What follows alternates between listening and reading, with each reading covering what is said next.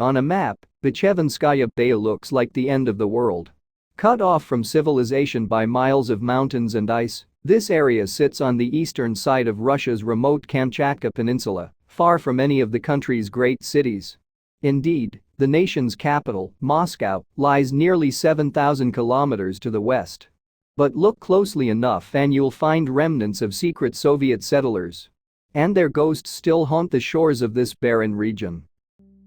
Inside the haunting ruins of a secret Soviet submarine base. All over Russia's great expanse you will find once thriving settlements now lost in the mists of time. Many of these towns, established as industrial satellite hubs in remote regions, were once home to busy communities of workers and their families. Now, they have been forgotten, left to rot and rust in the open air. Some of these towns were abandoned because what made them useful suddenly disappeared. The Siberian citizens of Mirny, for example, fled when the town's colossal Mir diamond mine dried up.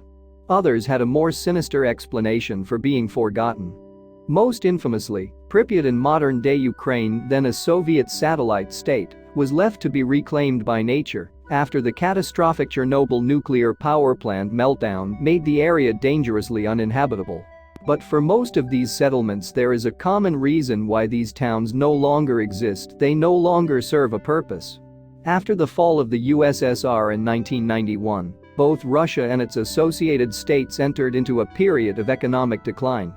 In the new economic reality, the authorities could no longer afford to keep open manufacturing spots that had been deemed vital during the Cold War.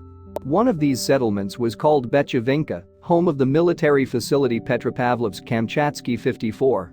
Located on the eastern coast of Russia, the community was originally built to house workers of an adjoining submarine base.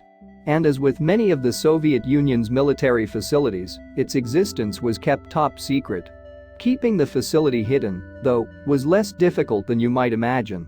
Stationed 75 miles away from the nearest city, Petropavlovsk-Kamchatsky, Bechevinka was isolated from the region's main population. What's more, reaching the Kamchatka Peninsula itself requires an 8-hour flight from Moscow. In terms of accessibility, Bechevinka may as well have been built on the moon. If remoteness alone wasn't enough of a deterrent, then the region's terrain would amply dissuade all but the most committed of explorers.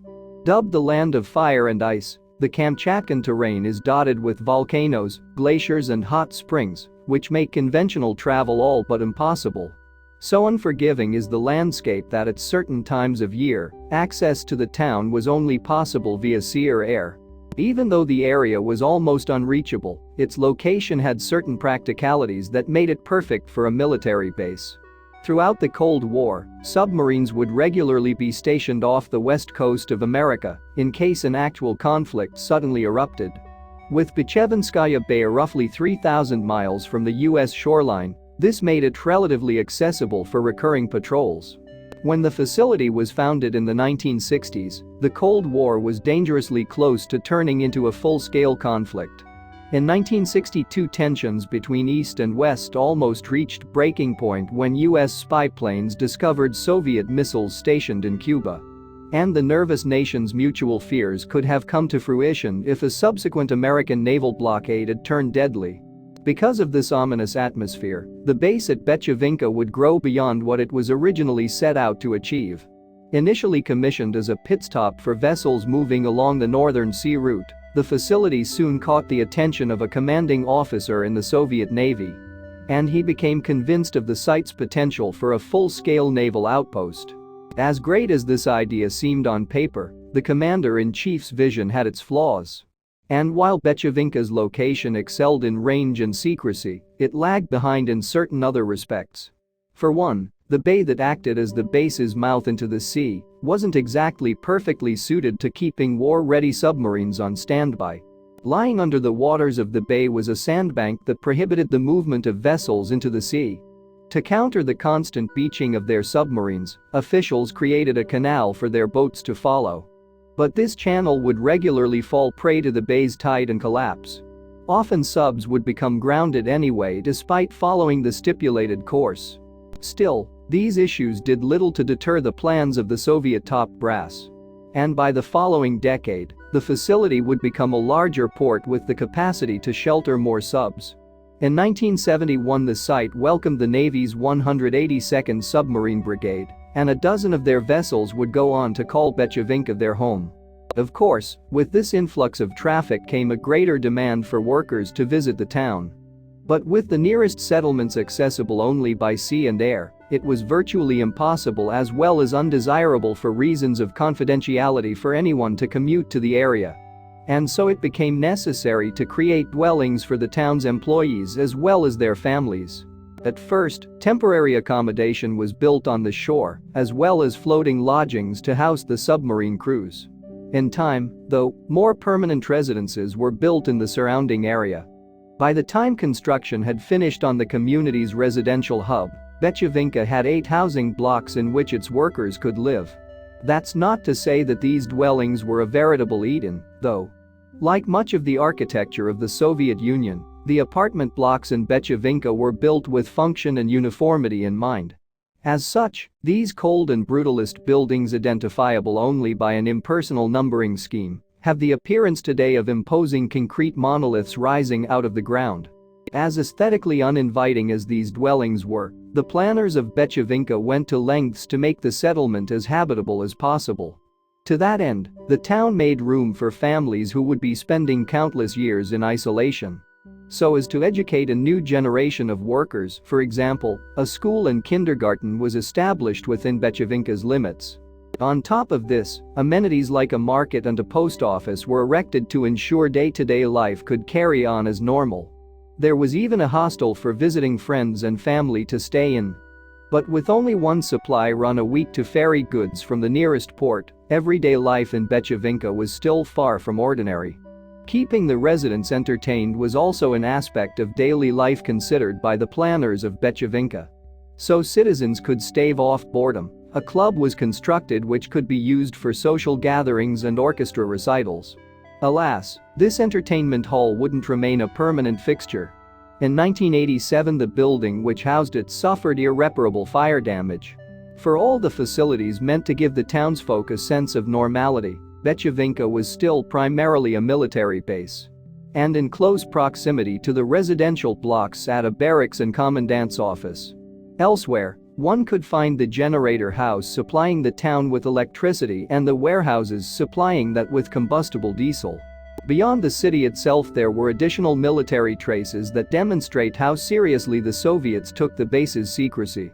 Dotted around the hills of Bechevinka, armored lookout posts were constructed to detect and deter any potential attackers. As if the area's remoteness wasn't enough, these defenses turned the already inaccessible city into a veritable fortress. But such measures were ultimately redundant in a region as untraversable as Kamchatka. So impassable were the surrounding mountains that any potential saboteurs would have to wait for a strong snow in order to reach the base by ski-doo. As for the residents of Bechevinka, a helicopter was their only means of escape should things go terribly wrong. In spite of the town's inaccessibility during the Soviet era, Bechevinka has seen a surprising wealth of visitors in the modern age. Many, such as fishermen, are more attracted to the fish-fertile waters of Bechevinskaya Bay rather than the settlement itself. Meanwhile, the surrounding hills transform into excellent skiing slopes during the colder months, much to the joy of winter sports enthusiasts. But aside from these determined travelers, Bechevinka has attracted another set of tourists inspired by the town's ghostly ruins. Since the settlement's slight into disrepair, the outpost has become a haven for urban explorers searching for the weirdest corners of the earth. And with its fixtures slowly rusting in the Siberian sun, Bechevinka clearly fits that bill.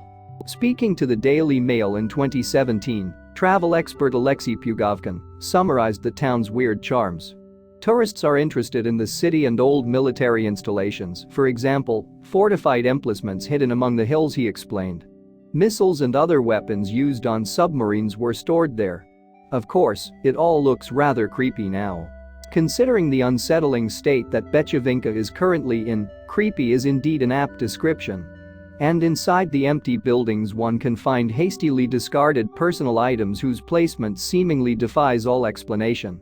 Looking at the way these relics were abandoned, it's almost as if their owners were suddenly swallowed up by the ground. But Bechevinka's fate was not the result of some strange occurrence or Soviet experiment gone wrong.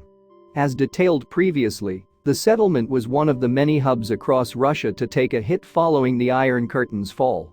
With Russia's economy flatlining in the 1990s, towns like Bechevinka would be the ones to suffer the most.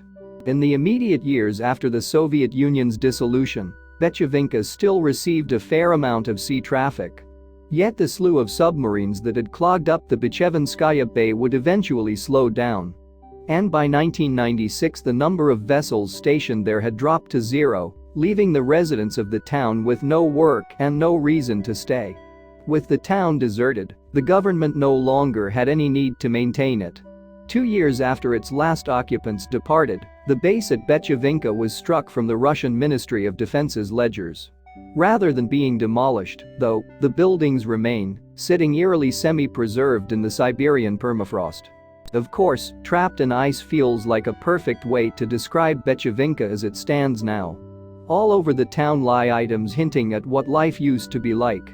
In one building can be found an issue of the newspaper Krasnaya Zvezda, with its date reading July 24, 1996. Could this be the day the town's residents fled? Elsewhere one can find various other personal effects, such as baby carriages and books.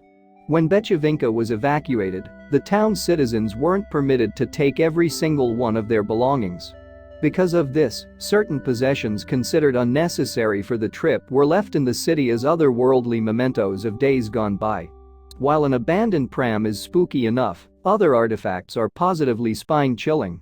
For instance, a lone gas mask lies outside what used to be a military block, its empty eyes staring at anyone who dares pass by. Once a vital piece of equipment for a war that never came, this mask now waits to be broken down by the elements. Just outside the main settlement you will find a statue to the former glory of the Soviet Union. Standing atop a concrete column, its rebar now exposed after years of neglect, rests a metal globe.